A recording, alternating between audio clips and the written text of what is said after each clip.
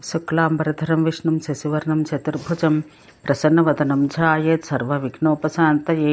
శ్రాద్ధరూపమున ఇవ్వబడు ఆమద్రవ్యమును అతడు భుజించును. ప్రేతకు పిండదానం లేకుండా చేస్తే వానికి అతివాహిక దేహం నుండి విడుదల ఉండదు. సపిండీకరణ శ్రాద్ధం జరిగిన సంవత్సరం తర్వాత వాడు ప్రేతదేహం విడిచి భోగదేహం పొందును.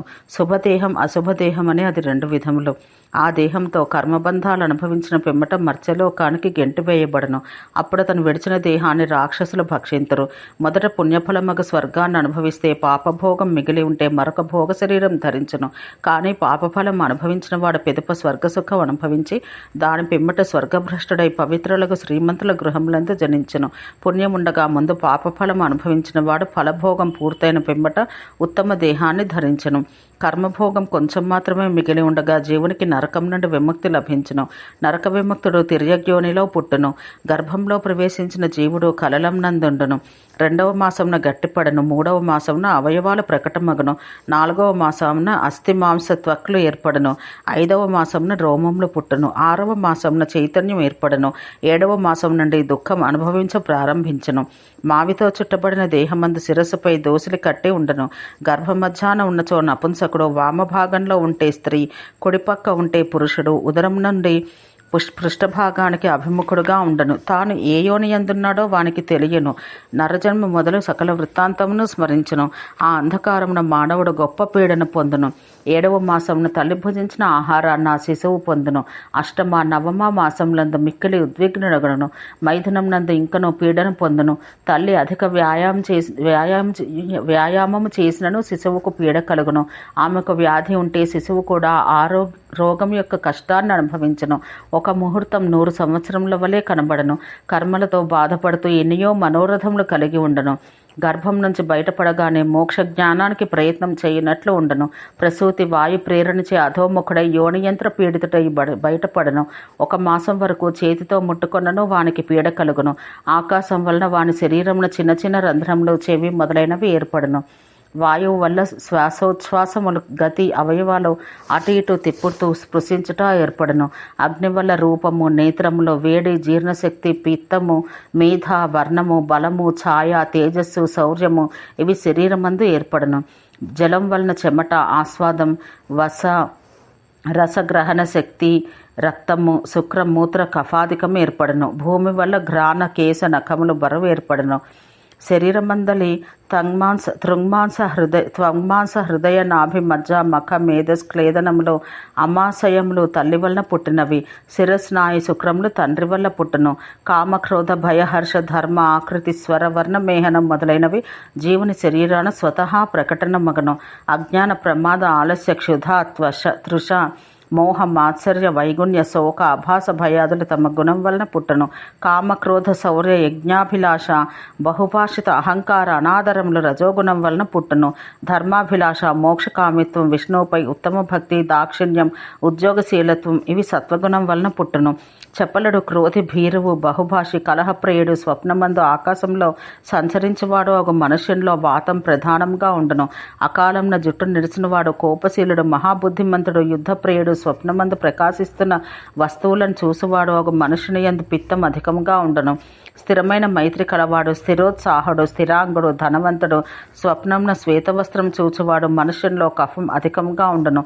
ప్రాణుల దేహంన రసం జీవనమును రక్తం లేపనమును మాంసము మోహన స్నేహములను కలిగించను. అస్థులు మజ్జ శరీరంని నిలుపును.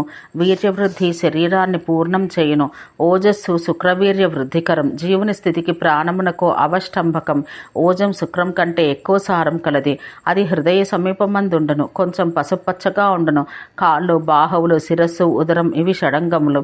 చర్మంలో 6 పొరలుండును. బయటకు కనబడినది బాహ్యము.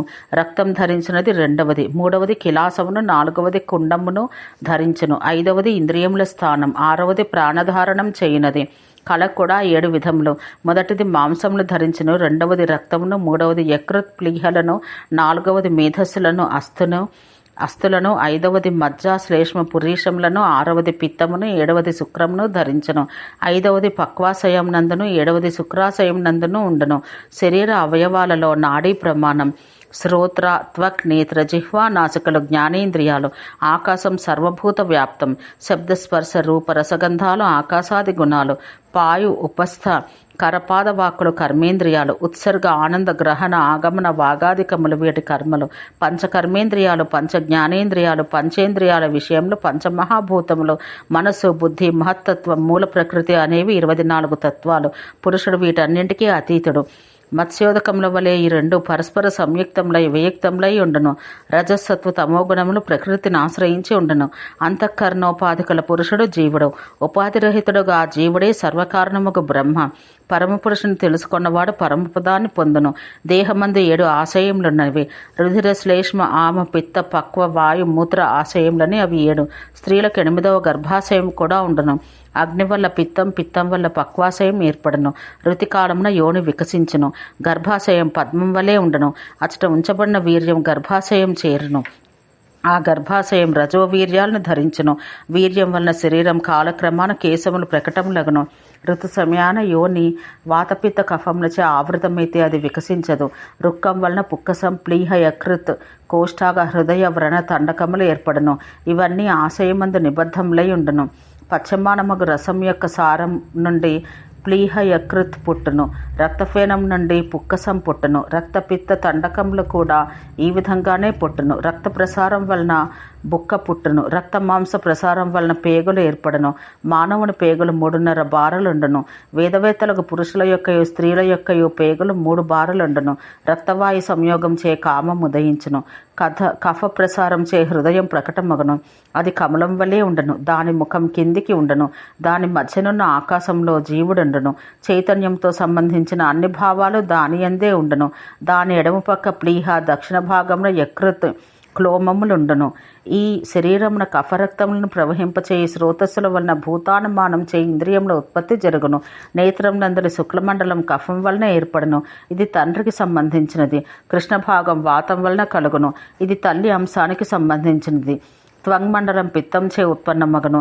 ఇది మాతృపితృ సముద్భవాలు. మాంసరక్త కఫముల వలన జిహ్వయు, మేధోరక్త కఫముల వలన అండకోశం ఉత్పన్నమగును. ప్రాణానికి శిరస్సు, హృదయము, నాభి, కంఠము, జిహ్వ, శుక్రము, రక్తము, గుదము, మూత్రాశయము, గుల్ఫములు, కండరములు అను 16 స్థానములు. అగ్నిదేవుడు పలికెను. 2 చేతులందును 2 చరణములందును 4 పీఠమునందును 4 కంఠము నందు పాదాది శిరపర్యంత సకల శరీరమంతటను 16 జాలములుండును. మాంసజాల, స్నాయుజాల, శిరాజాల, అస్థిజాలములు వేర్వేరుగా 2 మణిబంధములందును గుల్ఫములందును పరస్పరాబద్ధములై ఉండును. శరీరాన 6 కూర్చములుండును. 2 హస్తములు, 2 పాదములు, కంఠము, మేడ్రము వీటి యందుండును. పృష్ఠ మధ్య భాగమున మేరుదండము, దాని సమీపమున 4 మాంసరజ్జువులు, వాటిని సంబంధించి ఉంచిన 9 పేశీలు ఉండును. 7 సీవనిలు ఉండును. వాటిలో 5 శిరస్సునందును, 1 మేడ్రం నందును, 1 జిహ్వయందును ఉండును. ఎముకలు 18,000. సూక్ష్మములు స్థూలములు కలిసి 64 దంతములు, 20 నఖములు. హస్త పాదములందరి శలాకలు 4 స్థానములందుండును. వ్రేళ్లలో 60 పార్ష్ణుల యందు 2, గుల్ఫములందు 4, అరత్నుల యందు 4, జంఘల యందు 4 ఉండును. జానవుల యందు 2, కపోలములందు 2, ఊరువుల యందు 2, ఫలకమూల భాగములందు 2 ఎముకలు ఉండును. ఇంద్రియ స్థానములందున శ్రోణ ఫలకమునందున 2 ఎముకలుండును. భగమునందు కొంచెం ఎముకలుండును. ఇంద్రియ స్థానములందు శ్రోణ ఫలకమునందున 2 ఎముకలుండును. వీపు యందు 45, కంఠమునందు 45 ఉండును. గ్రీవయందు జతృకమను ప్రదేశమునందు 2 ఉండును. లలాట, నేత్ర, కపోల, నాసిక, పద, పరసు, తాళవులందు అర్ధార్బుదం 72 అస్తువులుండును. శిరస్సు యందు 2 శంఖములు, 4 కపాలములు, వక్షస్థలమున 17 అస్తులు ఉండును. 210 సంధులు ఉండును. వీటిలో శాఖల్లో 68, 59, మధ్యయందు 83 ఉండును. 900 స్నాయువులు ఉండును. వీటిలో అంతర ప్రదేశమున 230 ఉండును. 70 ఊర్ధ్వగాములు, శాఖలలో 600 స్నాయువులుండును. పేశీలు 500. వీటిలో 40 ఊర్ధ్వగాములు, శాఖలలో 400, అంతరాధి యందు 60 ఉండును. స్త్రీలకు పురుషుల కంటే 24 మాంసపేశీలు. వీటిలో 10 స్తనములందు, యోనియందు 13, గర్భమునందు 4 ఉండును. శరీరమునందు 30,950 6,000 నాడులు ఉండును. చిన్న చిన్న కాలువలు మడుల్లో నీరు ప్రవహింపచేసినట్టు ఈ నాడుల శరీరమందంతటను రసమును ప్రవహింపచేయును. క్లేద లేపాదులు వాటి కార్యమే. 72 కోట్ల రోమ కూపముల అంజలులు అని చెప్పబడి మజ్జ, మేధో, మూత్రపిత్త, శ్లేష్మ, మలరక్త రసములను ఈ దేహం నందుండును. పూర్వ అంజలుల కంటే ఉత్తరోత్తర అంజలులు 1.5 రెట్లు అధికము. ఒక అంజలిలో సగం వీర్యం, సగం ఓజస్సు ఉండును.